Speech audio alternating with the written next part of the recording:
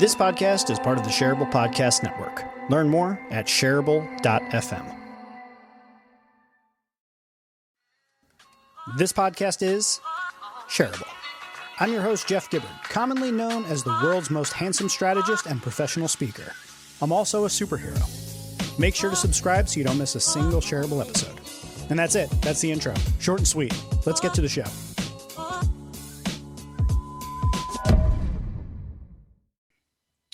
Welcome back to Shareable, my lovely listeners, you good-looking people. Today, my guest is Aurora Winter. She is a best-selling author, most recently putting out a book called Turn Words into Wealth. She's a TV producer, media coach, ghostwriter, and successful serial entrepreneur.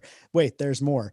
Aurora uses her filmmaking expertise and neuroscience to help people communicate and get results, whether it's raising 7 figures for a startup, negotiating for a raise, or enrolling a new client.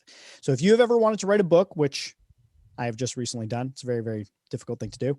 Become an in-demand speaker or communicate more effectively. You'll definitely want to stay tuned for this episode. And today we're going to talk about how to use words to build a movement. That is the agenda for today. Aurora, you are here with me, and we're going to solve all of the world's problems in the next half hour to 45 minutes. Woohoo! Well, I love it, Jeff. I love that you stand for a movement because like you say, we cannot do it alone, but together, we can change the world. We can make it better. We can make a difference. Yeah. And I am 100% behind that. So I'm glad to have you on to talk about that, to share some tips and tricks and tools for how to do that. Your background is going to be really, really useful in us doing this. So anything that I missed in introducing you, what did I leave out? Is there anything else people need to know to contextualize today's conversation? I think that's all they really need to know. Okay, good. More coming soon. Great. So let's start here. Neuroscience. Immediately when I hear it, I think there are 2 different types of people that use that word. There's people who don't have any idea what neuroscience is and they use it because it sounds fancy. And then there's people who actually have looked into it and understand what it means to understand neuroscience, to implement and utilize things that you learn about it in your everyday life and to do the things you're trying to do. So let's start here. What do listeners need to understand about neuroscience? What is it? How do humans work? What do we need to know? Oh, this is so important. I'm obsessed with communication, and neuroscience is a way for me to communicate with the geeks and the engineers in Silicon Valley who are like, oh, okay, we need to understand this. So the neuroscience of how people communicate can be broken down into 3 steps. And you can use these 3 steps, whether you're on a podcast, you're on TV, you're pitching, you're writing your book. But what most people don't understand is if you are the equivalent of a software engineer in Silicon Valley and you have the most brilliant idea on earth and you're super smart and you send the idea in the verbal equivalent of an Excel spreadsheet to another smart person, you assume that message sent is message received. And you could not be more wrong. Just like as if you had gotten a file in an email that appears to be an Excel spreadsheet. If you don't know the person, you're not going to be opening that. Who knows what could happen to your computer? So our brains work the same way.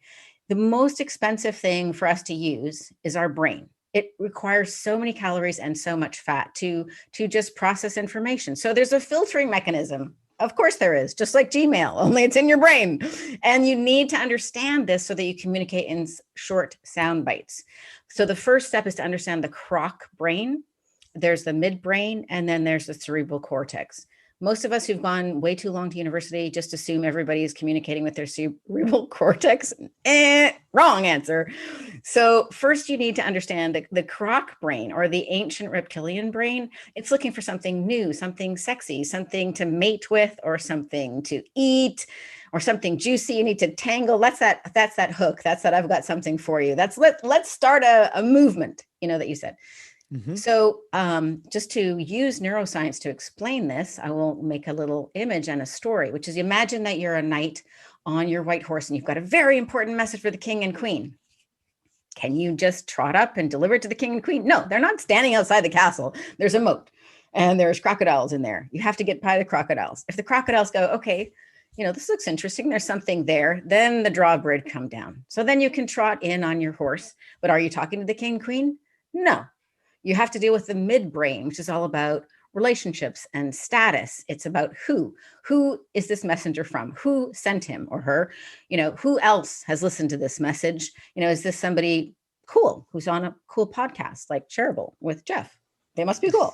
All right. So then you pass the social test, and only after you've passed those two tests, then the nobles will lead you into the room where you can speak to the king and queen. But just like Game of Thrones, it's dangerous. So you need to get permission to get more and more communication. A minute at a time, 5 minutes at a time, 30 seconds at a time. So Croc Brain, midbrain, and then, if you're lucky, if you haven't been destroyed in the first two steps, cerebral cortex. So I'm a huge fan of this. I read a book called Pitch Anything back in 2014. I don't know. Love that book. Right? Yeah. Game changer for me. Read it back in 2014, proceeded to read it 4 times, back to back, because I was so fascinated by this idea of the croc brain, the amygdala, how like basically it flips on its head how people think information is received. They think, oh, everybody looks at things in this rational, intellectual way. And it's like, no, do I mate with it? Do I kill it? Do I run away? So it's like, and people are like, oh, well, that's over the top. But you think like, when people talk about the fear they have of public speaking or of like speaking up in a meeting or about even walking into an unfamiliar environment, you think that level of fear, that same fear is just a more socialized modern version of, oh my God, tiger chasing after me. It's fear, and it's being processed through that same part of the brain. And it's so interesting to me once that door was opened up to me to think about how people are seeing the world through that. Even though we think we're so evolved, we're still to a certain extent these primitive creatures in the way that we absorb information. Not to say we can't do higher level stuff, obviously, but it's just amazing to think that that's how so much information is processed. Yeah, I love that book by, I believe it's Oren Klaff. Yeah.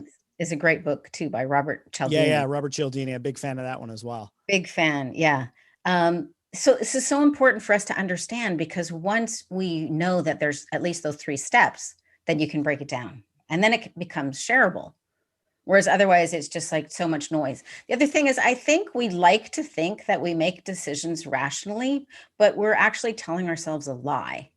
Most decisions are made emotionally and then very quickly justified rationally, so quickly that we pretend to ourselves that, no, we bought the Tesla for completely rational reasons. Oh, totally. Yeah, no, there was no emotion.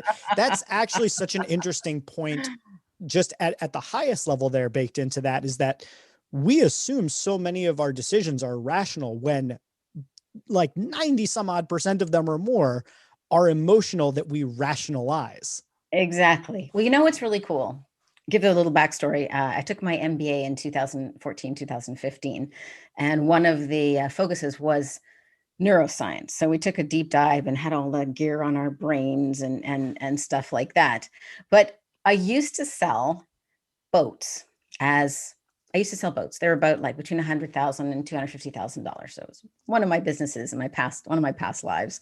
And initially I told people all the features about the great boat and all the features of this tax shelter that we designed and all da.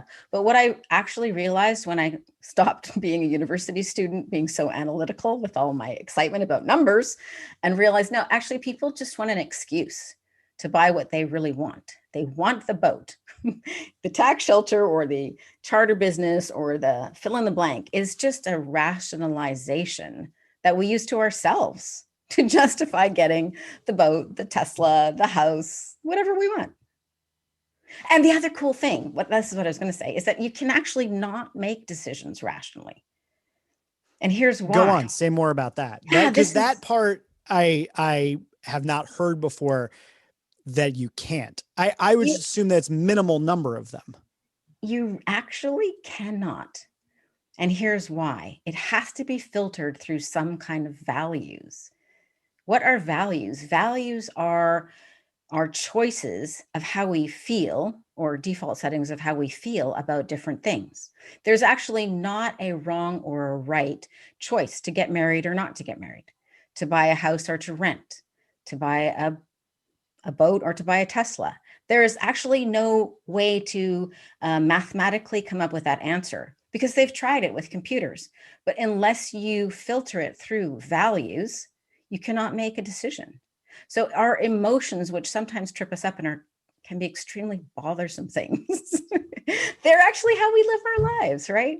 We need to first tune into what our values are. And what are values? Values are things that when they're offended or when they're not met, you feel like shit. And when they're fulfilled, you feel great.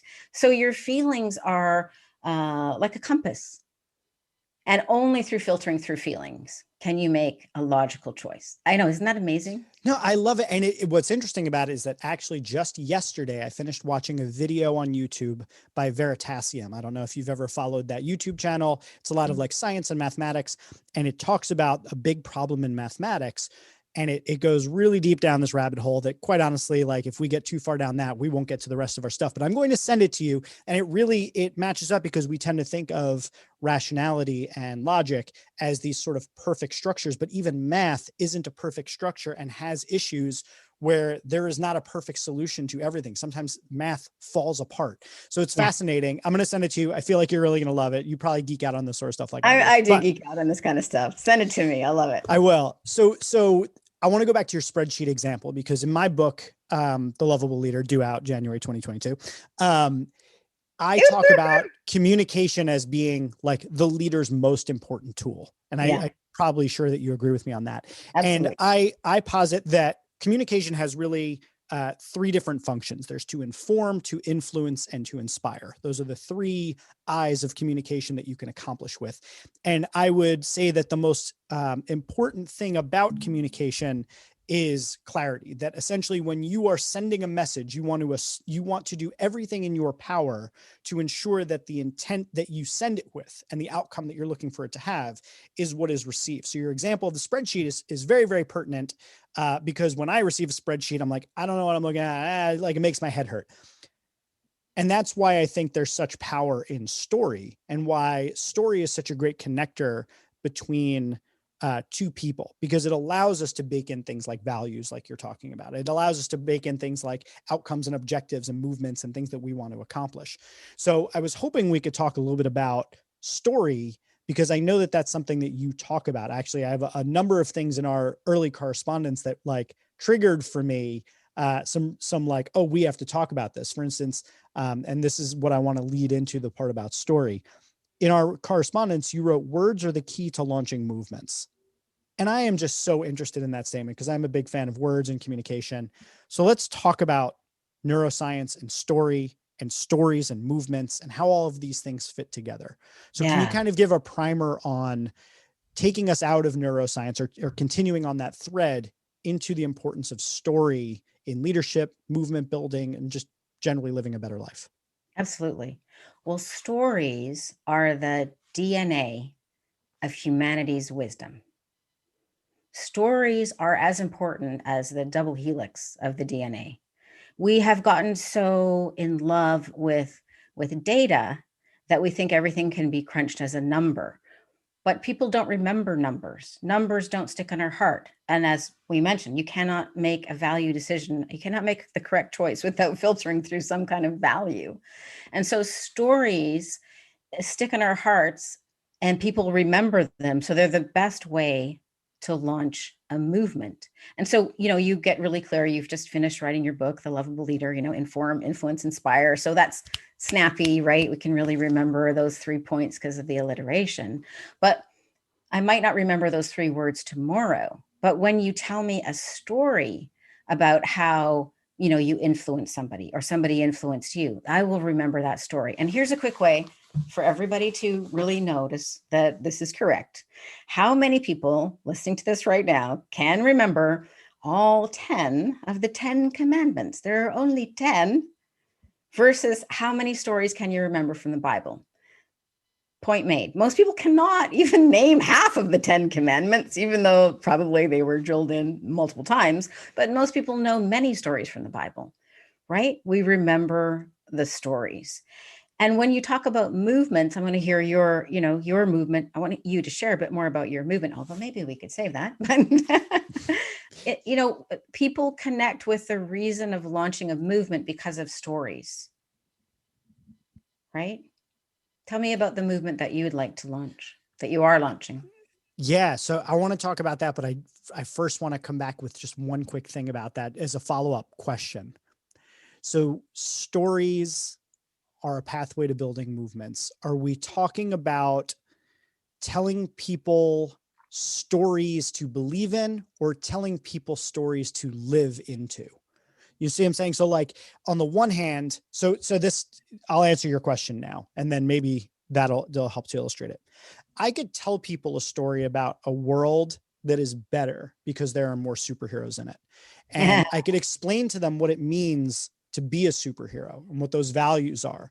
I can tell them about the process to go about acquiring new abilities and getting stronger so that you can protect people and create more equity and justice in the world. I can tell stories about that, or I can invite them into being a part of that story where they become the protagonist in the idea that I'm trying to share with them. And ultimately, I've tried in what I'm trying to do with the Superhero Institute, I'm trying to invite people in to see themselves as the sole protagonist in that story. That even though there's going to be hopefully many of these people joining this cause, this movement, this idea of learning how to unlock their own potential and then sharing that with other people as a coach, helping them to unlock their potential and doing it all with an ethical framework that tries to make the world a better place. It's that it's your responsibility, single human being that's coming in to be a part of this.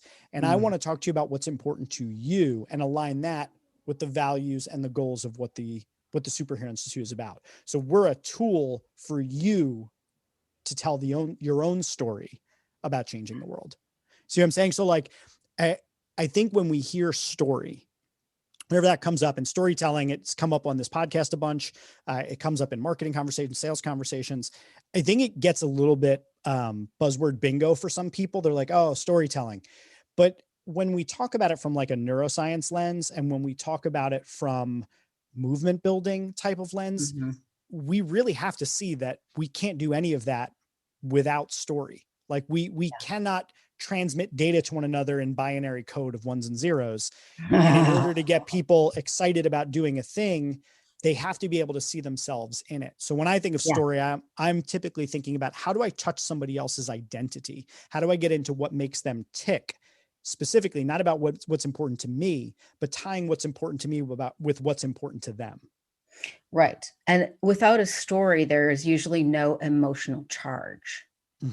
And it's the emotional charge that makes it stick. But I love what you're saying, but just to tease that apart a little bit. Yeah, sometimes people go, oh, it's only a story. No. Stories are the DNA of humanity's wisdom. Don't be dismissing humanity's wisdom quite so offhand. And there are multiple kinds of stories. There's a story to live into, which I would perhaps call a vision. Like you can paint a vision of this world of superheroes. You can evoke what it would be like for each person to actively play a role being a superhero, and paint that picture so that people go, oh, that's me. I want in, call me Jeff. I'm in. And you can also tell a story. You can tell a story, Jeff, for example, of a time when you needed a superhero or somebody else needed a superhero. And then perhaps you were the one to show up that day. Tony Robbins shares stories about, his childhood in foster care and not having enough to eat. And now he goes out and gives away, a lot of turkeys at Thanksgiving with a whole bunch of people, right?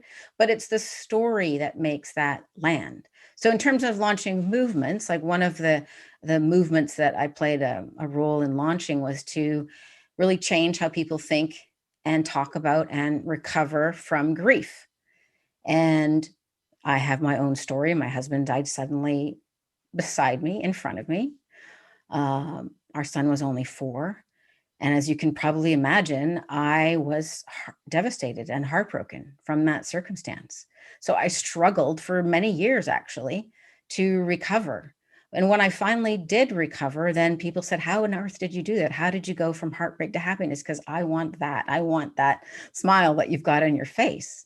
And so then I had to reverse engineer it. And I discovered through research that on average, people spend 5 to 8 years suffering in grief from the loss of a loved one, the loss of a beloved career, a child, and that is just too long. So I launched a movement and a company to change that, because I think that is ridiculous. That that amount of human suffering that must be $500,000 or $1 million per person. And there's over 50 million people suffering in the United States from grief.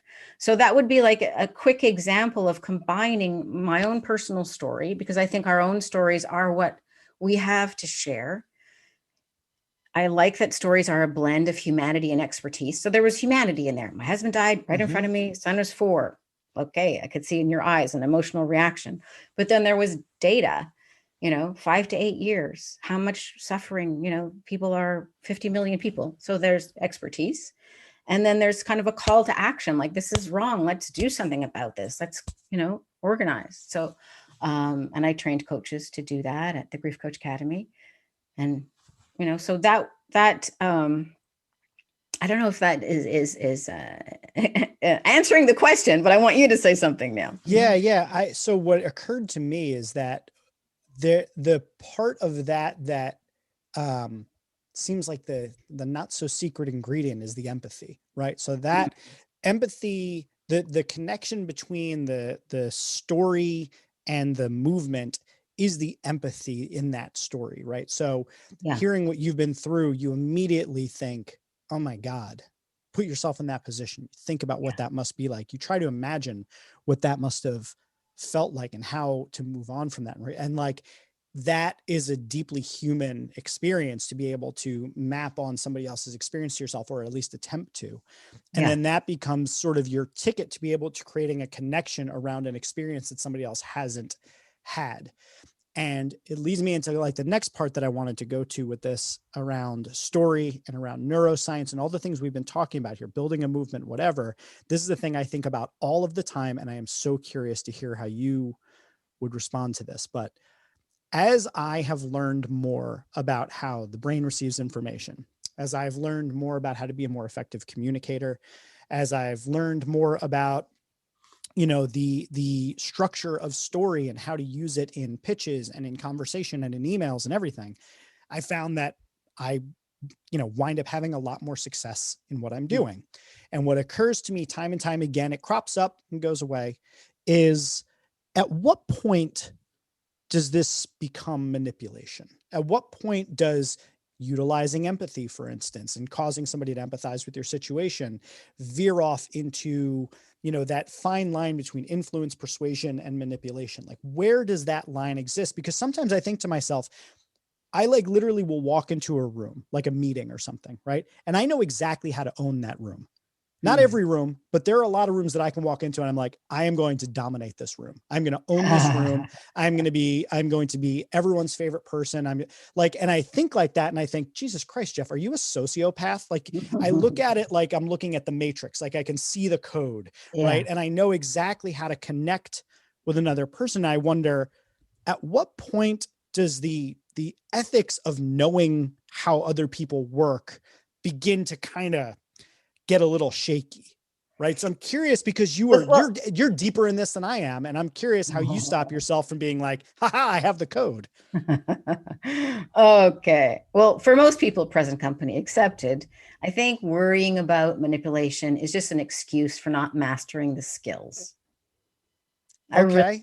I call it on that, because people are worried about that, and they use that as a reason not to do it. I love this definition. I forget who it was from. Marketing is empathy at scale. You mentioned empathy a moment ago, and stories build empathy. So really, not for Jeff, maybe because you have leaned into this a lot, but most people cannot dominate a room no matter how much they know about it. It's just people are far too difficult and complicated. But the short answer about manipulation is intention. So what is your intention, and what is the situation? If somebody is drowning and you are a lifeguard and you are on the shore and you've got the equipment and the expertise to save that person from drowning, it is your responsibility to do everything you possibly can to get them out of that water and get them out of drowning. Whatever you can do. So, it's not, I think intention matters so much. Here, I'm going to get emotional, but because when we are focused on, I'm so cool, I'm going to own this room, I'm going to that's the wrong focus. But if you're focused on what does that person need? Can I help them? Are they drowning? Then use all your superpowers to help them. And the sky's the limit. The sky's the limit. Like, there's a humongous planet with billions of people who need our help from those light bearers who care. And I think the more of us that just put down this whole icky feeling about marketing or other things and do everything in our power, and then we'll say, oh, I guess we're not superheroes yet. But I could just add a PS to that, because my intention is to be completely authentic. One of the reasons why I have shifted to helping people with their businesses and their books is because I got tired of talking about grief. And I did have moments on television where my mouth was running and I wasn't present. And I'm like, oh, that's not good. That's not good. You're telling that story automatically. That's not good. We can't have that. That's no good. And so when I was beyond when I completely healed from grief and it wasn't alive in me anymore, then I didn't think I was the right leader for that movement anymore. But the movement still needs leading. So go change how you think about and heal from grief. Yeah, I like that. It's a little bit of the permission that I think is required for people that want to go out and do big things. And obviously we can't say that all big initiatives and big things you want to do and everybody thinks they're making a positive impact. Obviously not everybody is doing that, like I'm a big superhero fan. So like I always get wrapped up in like the difference between like the deontological ethics and the teleological ethics of Spider-Man versus Iron Man. So is it the intention or is it the outcome? And I can get totally wrapped up in that whole conversation. So, for me, I think giving ourselves enough slack to say, like, we're out there trying to make a difference in the world. It's okay to try and influence and persuade people to come along with you, even if it's using story and using empathy and using all the different tools at your disposal. If you're out there trying to do the right thing, like, just go out there and try and do the right thing. And that's the best we can all do as humans, I guess. It's not only okay, it's necessary, and it's boring if you don't. Fair. Right? Okay. So stop boring people by sending them Excel spreadsheets and instead entrance them with your stories. And if you're making up stories and you're lying, then I think you've crossed a line. That's but fair. If you're telling a clear line. Here, let me tell a completely different story to give you another example. So, like many would-be creatives, when I got to university and I told my father, hey, I'm going to major in English, he said, as many fathers would, don't be ridiculous, do something sensible. So I studied economics instead. And, and I put aside my dreams of becoming a writer, even though I'd wanted to be a writer all my life since I was 9 years old. And I read C.S. Lewis's, Lion, the Witch, and the Wardrobe books. But I did something sensible instead. But then decades later, I still really wanted to be a writer. And I found a way to combine, being an entrepreneur and being an author. And I've written a half dozen books now. And so I am really interested in starting the movement of giving permission to people to write their books, to care about their journals, to honor their own stories, to share their own stories. What else you got? Right? And we're all going to die. You don't even know. It could be tomorrow. It could be a decade from now. But, my mother died quite recently. And when she passed, I was grateful for two things. I was there when she took her last breath, which was right, because she was there when I took my very first breath. And I was also grateful that I'd interviewed her several times, a number of months while she was still energetic before she died. And so I've captured, those stories from her growing up in the 1930s on a homestead in Alberta without, electricity or Wi-Fi or iPhones or even any kind of a phone, and no fridge. They had to cool the milk in the running, stream nearby before the milk guy would pick it up. Yeah, and selling that milk and cream was their only way to have cash during the Great Depression, because you could sell these things, and that cash, bought them this flour and the sugar and the other things that they couldn't grow on the farm. I mean, all the details of the stories I have because I interviewed her, and it's on audio, and I shared it with my family, and now I can turn it into a book if I'd like. So there's a few stories, and you learn more about who I am and why I care so much about helping others capture their own stories. I am so into that part of what you just said about stories being such a great way of helping people understand it, like contextualizes, right? Like Yeah. I've told a story a number of times on the podcast and in various different forms where on my last day of high school, my mother was in a catastrophic car accident and was in the operating room for 8 hours, got like 9 pints of blood, traumatic brain injury, was never the same after that. And even if I tell you nothing else at all, just that fact, she survived. If I tell you nothing else, you now know something about me that contextualizes certain parts of my values or behaviors. And I love that part of getting to know people. So like when I walk in, when I'm a big fan of like getting to know people one-on-one, which is why I love these podcasts. Like I get to meet people and talk to them and like learn about their stories. And I just love hearing about people's past and the things that have happened to them and how it shaped who they are and why it shaped their certain values. So I'm 100% with that. And as far as everybody writing their book, I am with you in theory of like everybody telling their story, but having just written the book and loving writing myself, I would be shocked if the majority of people could go through that birthing process. You've written 6, which is absolutely shocking to me. I've got 4 more planned, but I'm like, oh geez, when am I going to get to those? Well, I have a hack for that. I have an easier and simpler way. Yeah, let's like we only have a few minutes left to chat. Let's go into some like real practical tips just to wrap things up. Let's talk about some communication tips, some hacks to like, write more effectively, because obviously you write a lot, or even if there's anything you can give us about I don't know, like, so for instance, I like I mentioned, I walk into a room and I feel like I can own that room. What are some things that neuroscience might tell us, or some tips, tricks that you might have to be more confident in rooms, be more effective in rooms, take over meetings, whatever might be useful to somebody. So like free form, give us your best stuff. Go for it, Aurora. Give us the best stuff you got. All right. Well, gosh, I got a lot of stuff. That's why I wrote the whole book, Turn Words into Wealth. But neuroscience, you probably know this. Amy Cuddy's got the great TED Talk, Power Stances, the Superman pose. That's really helpful. It's amazing how just a couple of minutes will change your whole energy. Or the Wim Hof breathing are really great hacks for immediately getting energy. In terms of in terms of something everybody could do today, is I encourage everybody to start writing a journal. And it could be as little as a page a day, or like a sentence, 5 minutes. You can just, write about what happened yesterday and how annoyed you are at the neighbor, whatever. Read every day. Yes. And again, 1 page. It could be as little as that, but develop the habit of reading every day.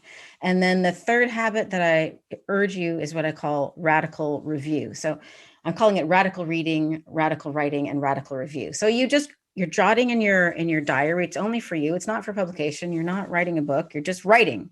But then once a week, maybe on Sunday, just scan it and, scan it again every week. If, 6 months from now, you're still moaning about the neighbor mowing his lawn at 8 a.m. on Sunday, maybe you should go over and talk to him and ask him to do it at 9 a.m., right? Maybe you should offer to mow his lawn for him if it's waking you up. Like, do something about it.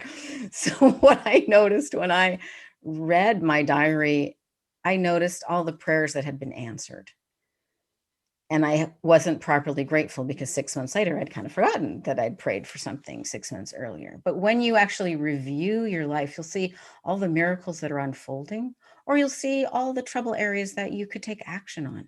And you don't need to write a book to read the most useful book for you, which is your own journal. I so agree with that. I've been journaling since like early high school, not every day, but like I find that it is like my favorite place to go to like clear out my head and get really like putting out in front of me like what's going on in my head and being able to look at it and then just kind of making the choice of where I want to go with that. I've also recently started keeping like a really short form gratitude journal.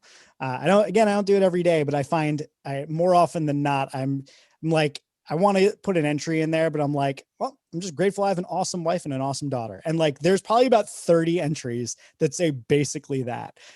Yeah, I'm a huge fan of that. I also, my call to action of a similar point would be find a cadence that works for you and stay consistent. So like one of the, I think I don't want to call it a mistake, but like one of the things I've learned is that when I tried to write every day, like write every day, like write a blog post or something every day. It wasn't a sustainable pace for me, but I've kept a 2 blog posts per week sustainable habit because it allows me to get everything out in a reasonable amount of time. I have the time set aside. So I'm very much in agreement about like having a writing habit, and I read every single day. So I'm 100% behind that as well.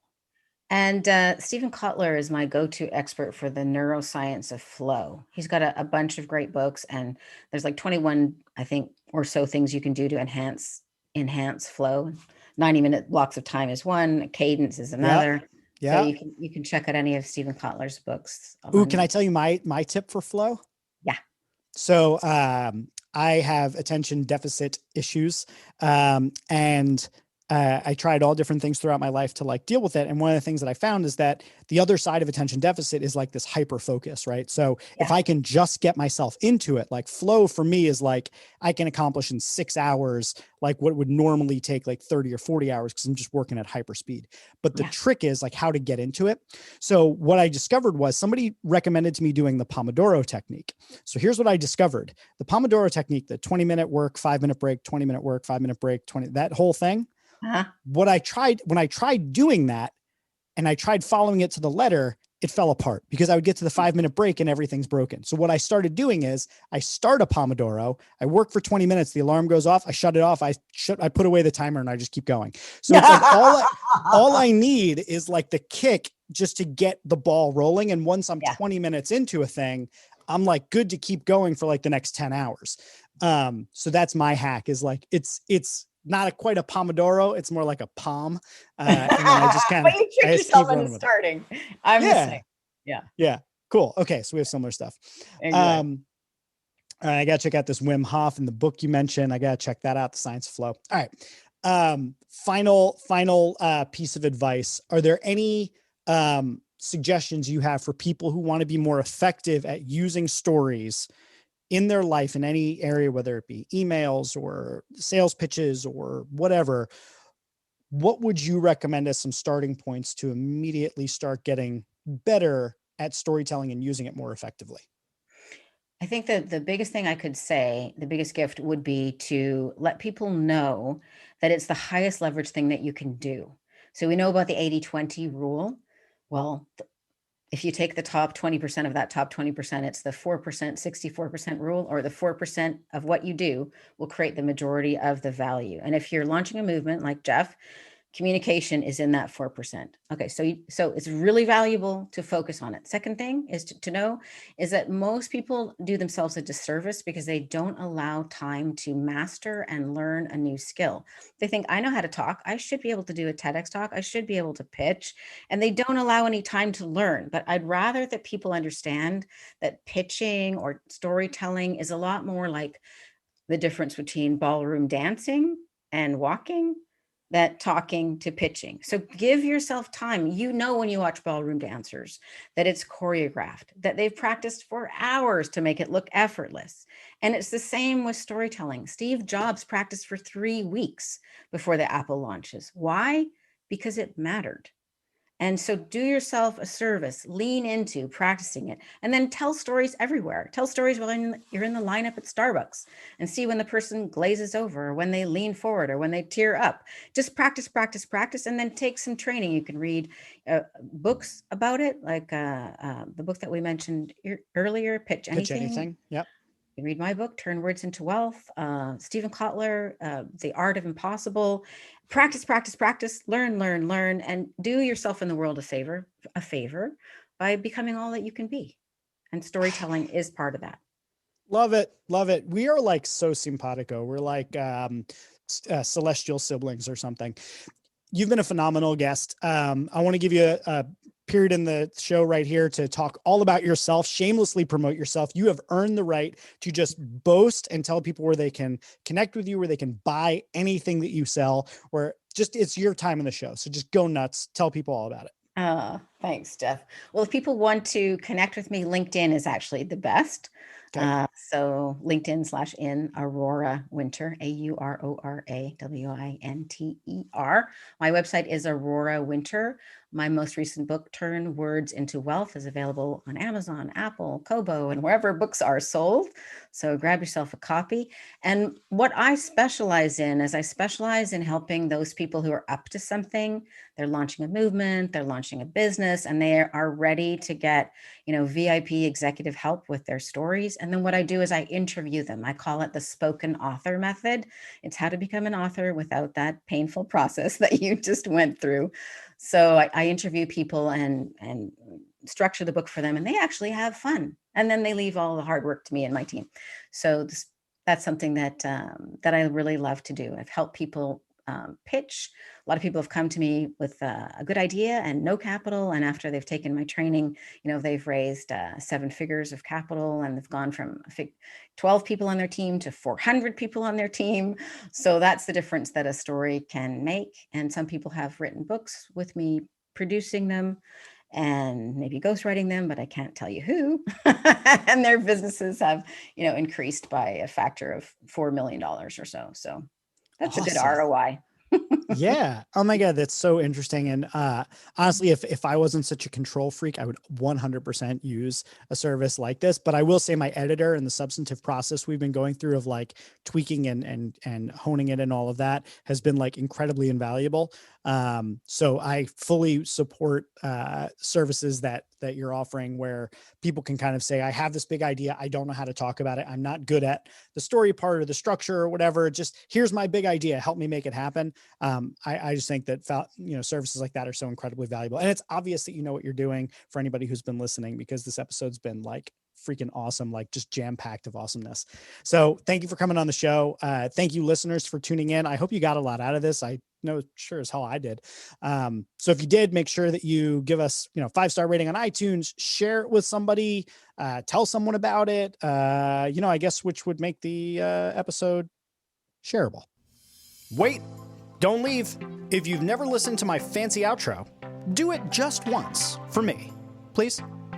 Okay, if you enjoy Shareable and you find it valuable, there's a few ways that you can support the show. 1, you can share it on social media, which I strongly encourage. I mean, it's literally the name of the show, Shareable. 2, you can review it on iTunes, Stitcher, or wherever you get your podcasts. And if you're an Overcast user, as many of my listeners are, make sure to click that star button on the episodes that you like. The third way that you could support the show is by blogging about it or discussing it on your own podcast, or even by making a YouTube video where you talk about one of the episodes. And then the final way that you can support the show is by supporting it directly on Patreon. You can find the link in the show notes. Now, before I let you go, I want to tell you about one other thing. You see, Shareable is just one of many projects that I'm working on at any given time. I've got another podcast called Rogue. I do a live streaming show every week called The Heroic Council. I've got a blog where I release a blog post twice a week. And if you're looking to keep up with all sorts of different content that can help you grow and become a superhero in life, I want you to check out jeffgibbard.me. That's where I list all of my current projects and projects that are coming up in the future, including my forthcoming book, The Lovable Leader. It would mean a lot to me if you could go and check out some of the other things I've worked on, because I put just as much of my heart into those projects as I do into Shareable. Thank you so much for being a listener. Thank you for being a supporter, and I hope to see you here on the next episode of Shareable.